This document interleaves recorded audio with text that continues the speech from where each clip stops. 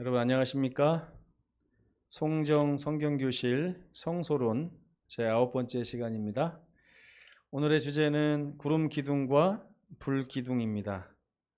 다 함께 출애굽기 13장 21절에서 22절에 있는 말씀을 보겠습니다. 시작. 여호와께서 그들 앞에서 가시며 낮에는 구름 기둥으로 그들의 길을 인도하시고 밤에는 불기둥을 그들에게 비추사 낮이나 밤이나 진행하게 하시니 낮에는 구름 기둥 밤에는 불기둥이 백성 앞에서 떠나지 아니하니라. 네, 하나님께서 이스라엘 백성들을 애굽에서 이끌어내신 후에 그들에게 선물을 하나 주셨습니다. 그 선물이 바로 이 구름 기둥과 불 기둥입니다. 어느 화가가 이런 그림을 그렸어요. 보니까 성소 위에서 구름 기둥이 불 기둥이 쫙 올라가서 위로 쫙 퍼지면서 이스라엘 모든 지역을 이렇게 비추는 것을 볼 수가 있습니다. 낮에는 구름 기둥으로 이렇게 햇빛을 좀 가리고 더위를 좀 가려주겠죠. 밤에는 불 기둥을 통해서 추위를 좀 가려줍니다. 여러분, 하나님께서 이 선물을 이스라엘 백성들에게 언제 주셨을까요? 시내산에서 성소를 만든 다음에 이렇게 주셨을까요? 혹시 여러분 생각해 보신 적 있습니까? 네. 6월절 직후에 이스라엘 백성들이 애굽에서 이제 나왔지 않습니까? 애굽을 나오면서 출발한 곳이 어디냐면 라암셋입니다. 그 라암셋에서 출발해서 숫곳을 거쳐서 성경 출애굽기 12장에 보면 광야 끝 에담에 이르러 장막을 쳤다 그랬어요. 이 에담이 어디냐면 광야의 끝인데, 광야라고 하는 지역의 끝이 어디랑 맞붙어 있냐면 애굽하고 맞닿아 있죠. 그러니까 애굽에서 나온 사람들이 광야를 처음으로 맞닥뜨리는 장소가 바로 에담이라는 것입니다. 바로 이 에담에서 하나님께서 구름 기둥과 불 기둥을 허락하셨습니다. 예. 시내산에서 주신 게 아니라 에담에서 하나님께서 이스라엘 백성들이 광야길을 시작함과 동시에 에담에서 정확하게 주셨는지 그 전부터 나오면서부터 있었는지 모르겠어요. 그러나 제가 성경적으로 이렇게 연구를 해보면 어쨌든 출애굽하고 나서 얼마 있지 않아서 곧바로 하나님께서 구름 기둥과 불 기둥을 선물로 주셨다는 사실을 알 수 있습니다. 그들이 이제 험난한 광야길에 들어선 것입니다. 애굽이라고 하는 어떻게 보면 약간 좀 노예 생활을 하긴 했지만 풍요로운 곳에서 나왔더니 더 좋은 곳이 있는 것이 아니라 광야길이 기다리고 있는 것입니다. 그들은 사실 광야에 대한 아무런 준비도 하고 나오지 못했죠. 그렇기 때문에 하나님께서 그들을 아시기 때문에 그들이 뭐 더운 옷을 좀 준비해 왔겠습니까? 아니면 뭐 시원한 뭐 그런 것들 준비해 왔겠습니까? 어쨌든 그들이 하나님의 이끄심에 따라서 광야에 왔을 때 하나님께서 그들을 위해서 구름 기둥과 불 기둥을 주신 것입니다. 이유가 있어요. 첫째, 그들은 어느 방향으로 가야 될지 모르면, 광야에 가면 방향을 잘 잃어버리기 쉽죠. 그 광야에서 어느 방향으로 가야 되는지를 알려준 것이 바로 구름 기둥과 불 기둥이고요. 또한 낮에는 광야가 얼마나 덥습니까? 햇빛 때문에. 또 밤에는 매우 매우 춥습니다. 이 더위와 추위, 외국에서 오신 분들이 한국에 오면 제일 힘들어하는 게 여름에는 너무 덥고 겨울에는 또 너무 춥답니다. 그러다 보니까 한국에 올 때 옷을 어떻게 가져와야 될지도 모르고 해가지고 준비하는데 어려움이 있다고 하는데, 이스라엘 백성들이 광야에 딱 들어섰을 때 하나님께서 낮에는 구름 기둥으로 더위를 막아주시고 밤에는 불 기둥으로 추위를 막아주시는 이러한 선물을 주셨다는 것입니다. 여기 지도에 보면 여기가 라암셋입니다. 라암셋이고 숫곳을 거쳐서 에담이라고 하는 곳이 있죠. 여기가 광야의 시작 지점이고 에담에서 시작해가지고 여기 이제 홍해 바다를 건너서 에담 광야, 마라의 쓴물, 뭐 엘림 쭉 나오죠. 여기 느비딤도 있고 그 다음에 시내산에서 쭉 가가지고 이제 가데스 바네아의 신광야에서 이제 정탐꾼도 보내고 막 이렇게 했지 않습니까? 그 다음에 나중에 이제 에시온 게벨 지나가지고 에돔으로 돌아가가지고 이렇게 해가지고 여리고 아모리 족속이 있는 땅을 다 나중에 이스라엘 백성이 차지한 것입니다. 이 광야길의 시작 지점인 에담에서 하나님께서 그들에게 구름 기둥과 불 기둥을 선물로 주신 것인데요. 이 구름 기둥과 불 기둥의 정체가 뭘까요? 출애굽을 가만히 연구해 보면 이 이스라엘 백성들을 애굽에서 이끌어내시는 동안에 하나님께서는 세 분 하나님이 함께 동역하신 것을 알 수 있습니다. 우리가 십자가에서도 성육신 가운데서도 하나님이 동역하신 걸 알 수 있듯이 이스라엘의 출애굽에서도 아버지이신 성부 하나님은 이스라엘 백성들의 부르짖음을 들으시고 그들에게 구원자를 일으켜 보내주시는 역할을 하십니다. 성자이신 아들 하나님은 그들을 위해서 유월절 어린 양이 되시고 피를 흘리셨을 뿐만 아니라 그들을 이끄는 지도자의 역할을 하게 돼 있습니다. 그리고 성령께서 맡으신 역할이 있는데 그게 바로 뭐냐면 광야에서 그들을 보호하고 인도하는 구름 기둥과 불 기둥의 역할을 하는 것입니다. 이것이 이 세 분이 함께 연합해서 그들을 애굽에서부터 가나안까지 이끌으셨던 방법이죠. 근데 오늘 우리가 배울 것은 바로 성령입니다. 성령. 구름 기둥과 불 기둥의 정체가 바로 성령이거든요. 이 성령은 보시다시피 유월절 직후에 에담 광야에서 주어졌습니다. 신약에 오면 십자가 사건이 있은 후에 예수께서 부활하시고 약속하신 성령을 위해서 기다리고 기도하라 할 때 50일째 되는 날에 성령이 불같이 임했습니다. 초대교회가 이 성령의 능력으로 인해서 크게 이제 부흥을 하게 된 것이죠. 개인적으로는요. 그러니까 하나님께서 유월절에 한 민족을 이끌어내시는 장면 직후에 성령을 주셨고 십자가 이후에 초대교회를 세우셔서 교회를 이끌어 가시는 그 첫 장면에서 성령을 주시는 장면을 볼 수 있습니다. 개인적으로는요. 십자가의 구원을 믿고 하나님을 받아들이며 사도행전 2장에 보면 베드로의 설교를 듣고서 이스라엘 백성들이 마음에 찔려서 형제들아 우리가 어찌하면 좋겠느냐 했을 때 베드로가 한 말이 있죠. 각각 예수 그리스도의 이름으로 침례를 받고 죄사함을 얻으라. 그렇게 하나님의 백성이 되고 나면 하나님께서 성령을 선물로 주실 것이다. 그러니까 성령은 어떤 사람이든 민족이든 나라든 교회든지 간에 애굽에서부터 불러내심을 받아서 하나님께서 가라고 하시는 그 길 위에 서 있는 사람들에게 주시는 하나님의 선물이라는 사실을 알 수 있습니다. 여러분도 지금 하나님의 부르심 앞에 서 있습니까? 하나님께서 여러분들을 이끌고자 하는 그 길 위에 서 있으시다면 그 길은 아브라함이 부르심을 받을 때도 갈 바를 알지 못하고 나왔다고 했어요. 마찬가지로 이스라엘 백성들도 애굽에서 나오긴 했지만 갈 바를 알지 못했을 때 하나님께서 구름 기둥과 불 기둥을 보내주셨다는 사실은 우리가 예수님을 믿고 마음에 영접하는 그 순간 하나님께서는 우리를 위해서 성령을 선물로 주셔서 우리를 인도하시고 보호하시고 하늘까지 이끄신다는 사실을 알 수 있는 것입니다. 왜 주셨는가? 백성들이 그것을 하나님께 요구한 것이 아닙니다.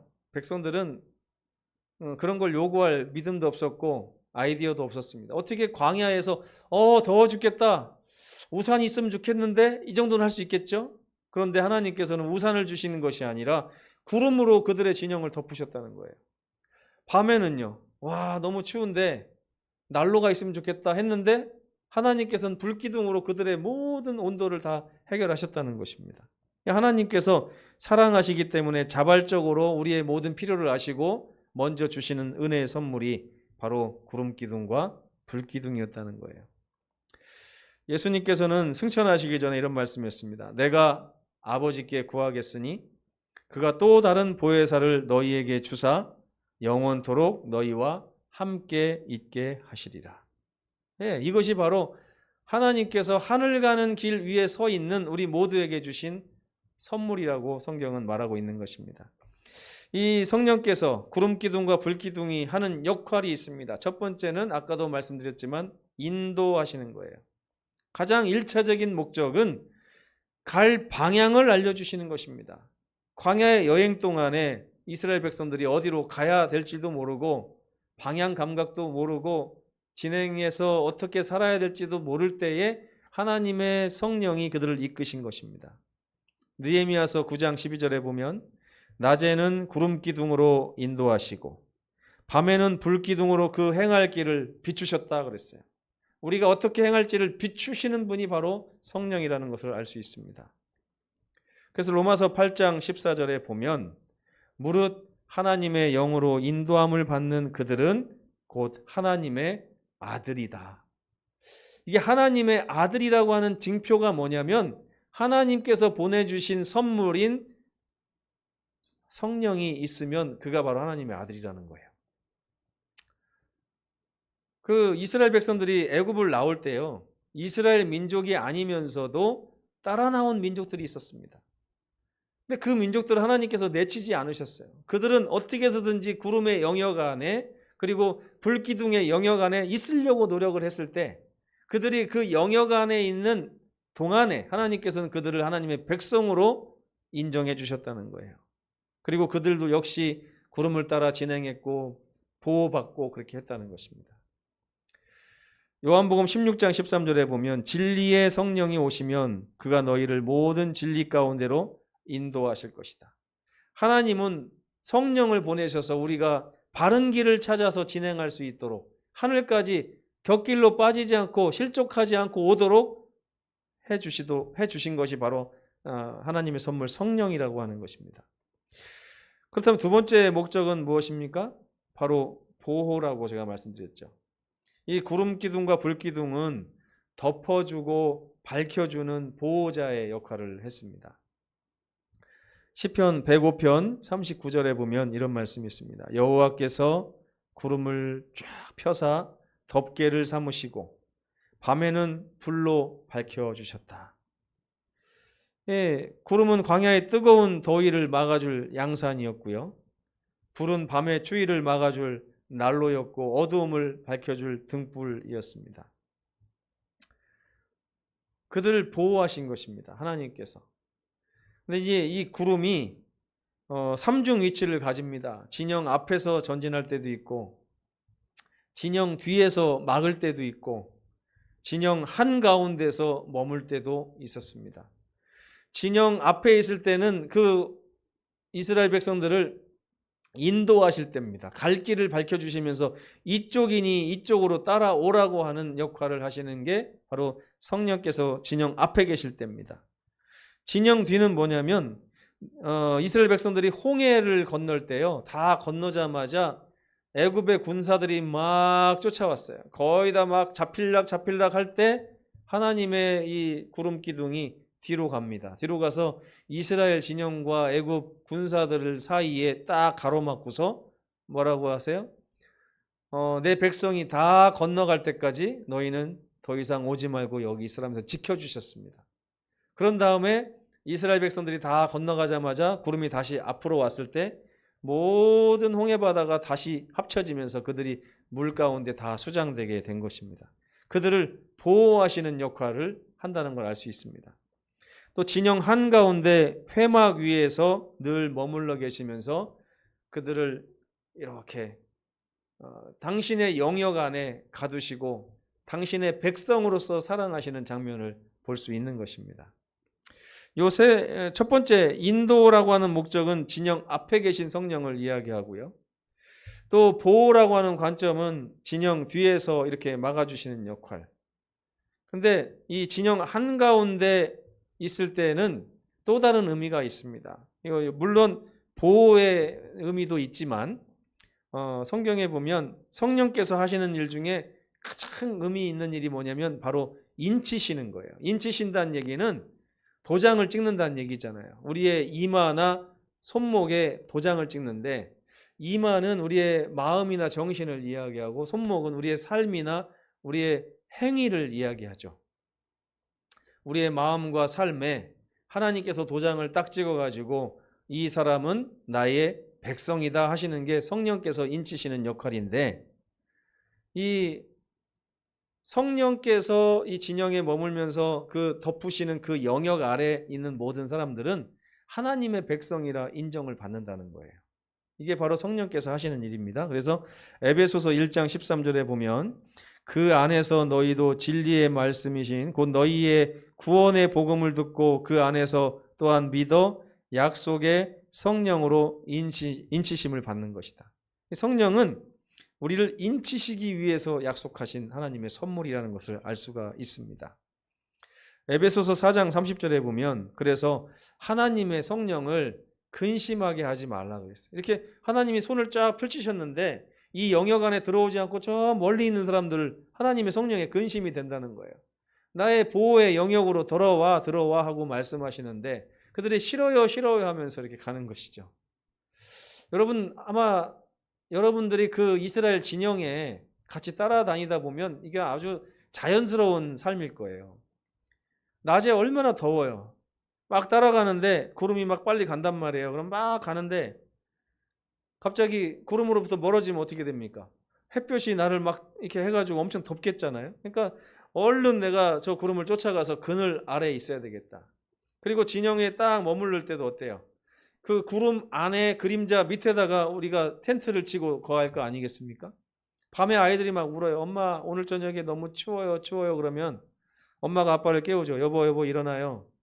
빨리 이 텐트를 저 성소가 있는 곳으로 조금씩만 좀 더 앞으로 밀어가지고 좀 따뜻하게 좀 잡시다.